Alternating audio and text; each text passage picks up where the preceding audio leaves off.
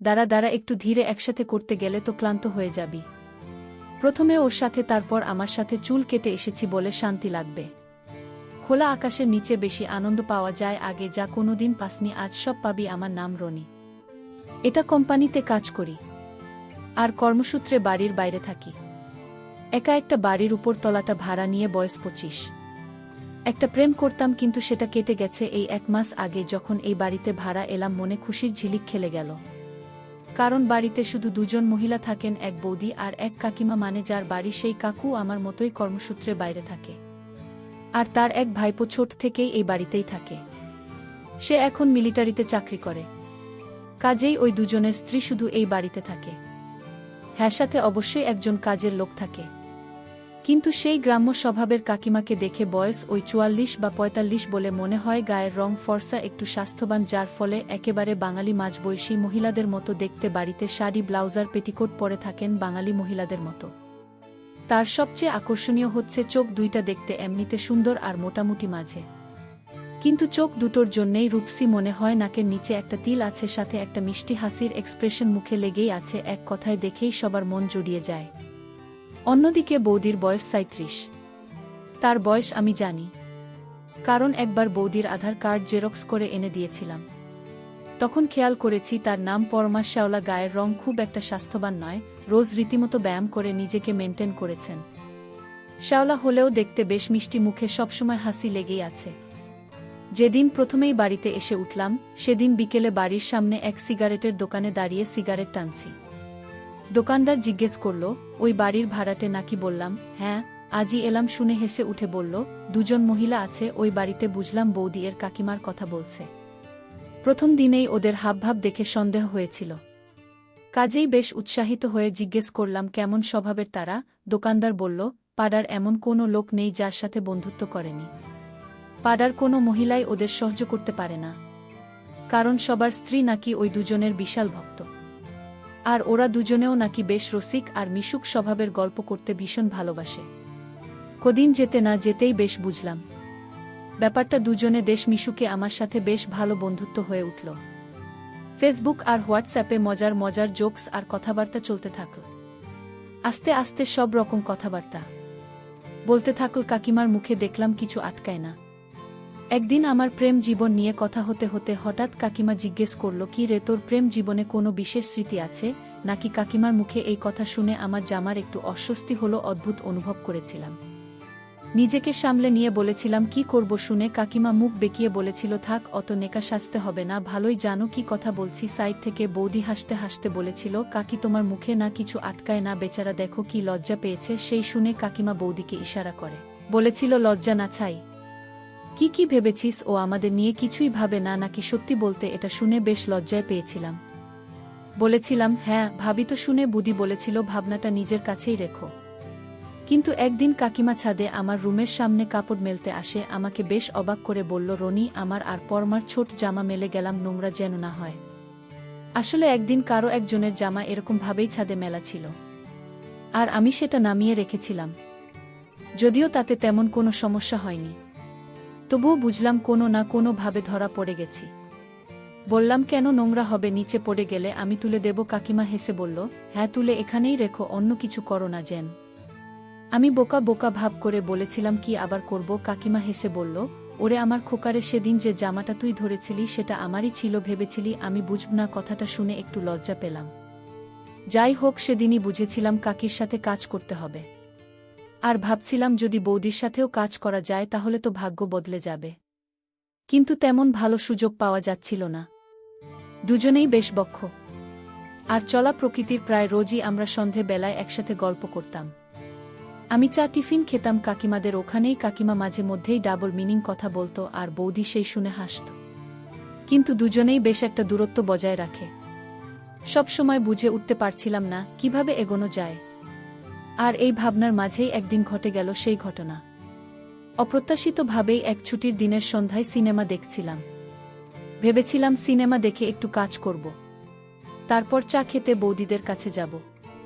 দরজাটা বোধহয় ঠিক করে লাগায়নি। আর যদিও কাকিমা বা বৌদি আমার রুমে খুব একটা আসতো না, কিন্তু সেদিনই তাদের আসতে হলো।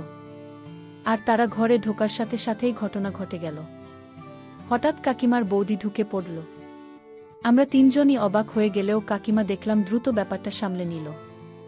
বৌদিকে প্লাস্টিকের ব্যাগ হাতে দিয়ে বলল, যা এগুলোকে সাজিয়ে নিয়ে আয়, এই ব্যাটার যা হাল এর দ্বারা হবে না। এই বলে কাকিমা মুচকি হেসে বলল, যাও একটু ফ্রেশ হয়ে এসো। আমার একটু অস্বস্তি হচ্ছিল, আর ভাবিছিলাম আসার আর সময় পেল না। কাকিমা বলল, এগ রোল এনেছি।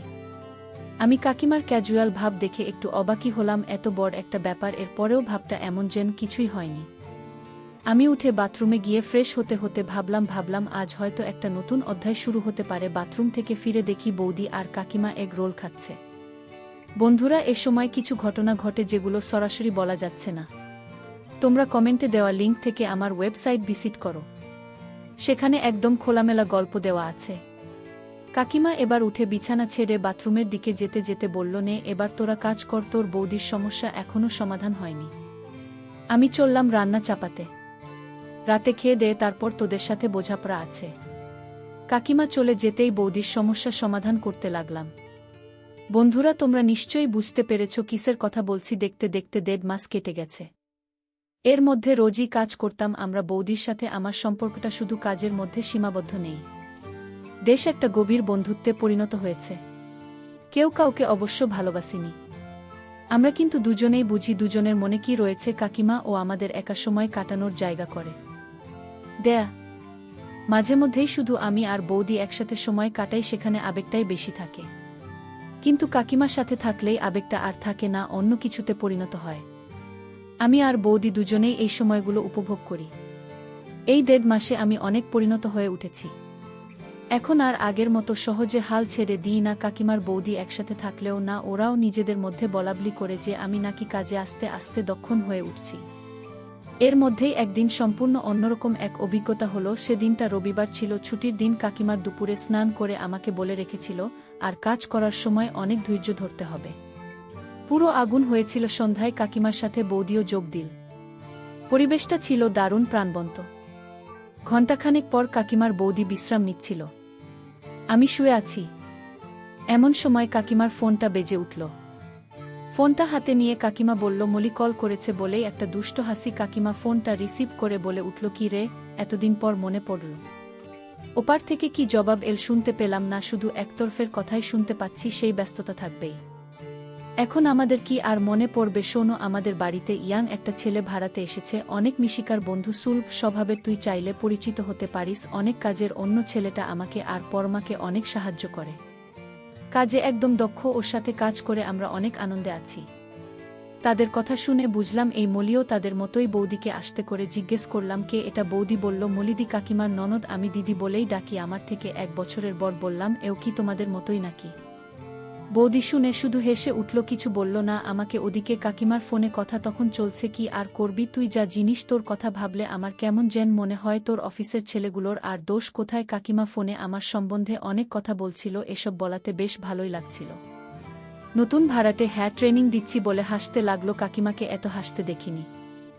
এর আগে বুঝলাম বৌদি থেকেও বৌদির নন্দে কাকিমার বেশি কাছের বন্ধু। কাকিমা মলিদির কাছে আমার নামে অনেক প্রশংসা করেছে বলে মলিদি আমার সাথে সাথে ভিডিও কলে কথা বলতে চায়, আমার সাথে পরিচিত হতে চায়। যদি তার হয় তাহলে কাজও জুটতে পারে। একটু পর ভিডিও কল দেওয়া হলো। মলিদি আমাকে দেখে অনেক খুশি হয়েছে। সেদিন কলে যা হয়েছিল তা আসলেই অনেক মজা ছিল। বন্ধুরা, ইউটিউবের কড়া নিয়মের কারণে এসব ঘটনা সরাসরি বলা যাচ্ছে না। তোমরা কমেন্টে দেওয়া লিঙ্ক থেকে আমার ওয়েবসাইট ভিজিট করো, সেখানে একদম খোলামেলা গল্প দেওয়া আছে।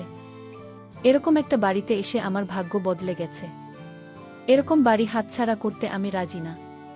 তাছাড়াও সময়টা ছিল দুর্গা পুজোর। দাদা এসেছে, সেজন্যেই কাকিমার বড় ছুটি পায়নি। আমিও বাড়ি গেলাম কিছুদিনের জন্য। 1 মাস কেটেও গেল দেখতে দেখতে। আমি 15 দিন আগেই দাদারও ফেরার দিন চলে এল। দাদার যাওয়ার ট্রেন ভোর 4টার সময় বেরোবে 3টের দিকে। এই কদিনে দাদার সাথে 2-3 বারই কথা হয়েছে। আমারই অবশ্য লজ্জা লাগছিল কথা বলতে, কেননা বৌদিকে অনেক কাজে সাহায্য করেছি। যাই হোক, আমার অত ভেবে কাজ নেই। আমার যা দরকার তা তো ভালো মতোই হচ্ছে। সেদিন রাতে আর ঘুমালাম না, জানি দাদা বেরোলেই আবার শুরু হবে। আমিও 1 মাস একঘেয়েমি জীবন যাপন করেছি। চাতক পাখির মতো অপেক্ষায় আছি। আবার সবার সাথে হাসি আনন্দের সময় কাটানোর জন্য শুয়ে শুয়ে কাইমার বৌদির কথা ভাবতে ভাবতে প্রায় ঘুমিয়েই পড়েছিলাম। এমন সময় একটা গাড়ির হর্ন আর গ্রিলের গেটে শব্দে ঘুম ভেঙে গেল। বুঝলাম দাদা বিদায় নিয়েছে। আস্তে করে উঠে ছাদে গেলাম। নভেম্বর মাস, হালকা ঠান্ডা পড়েছে, কুয়াশা হালকা হালকা। ছাদের আলোটা বন্ধ করে সিগারেট ধরালাম আর একটা প্ল্যান মাথায় এল আর কাকিমার বৌদির সাথে এই খোলা আকাশের নিচে অনেক গল্প করব। কিছুদিন আগেই কালীপুজো গেছে, হালকা চাঁদের আলো ফুটতে শুরু করেছে অমাবস্যার পর। একটা মায়াবী আলো ভরে গিয়েছে ছাদটায়। এই আলোর নিচেই আজ গল্প করব।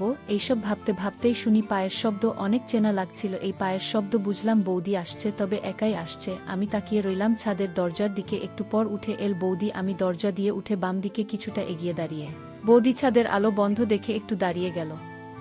চাঁদের আলো থাকলেও সেটা এমন নয় যে বৌদি আমাকে দরজার সামনে থেকে দেখতে পাবে। বৌদি এবার ছাদের আলোটা জ্বালাতে যেতেই আমি দৌড়ে চলে গেলাম বৌদির কাছে। আচমকা কাউকে এভাবে সামনে আসতে দেখে বৌদি ভয় পেয়ে চেঁচিয়ে উঠল।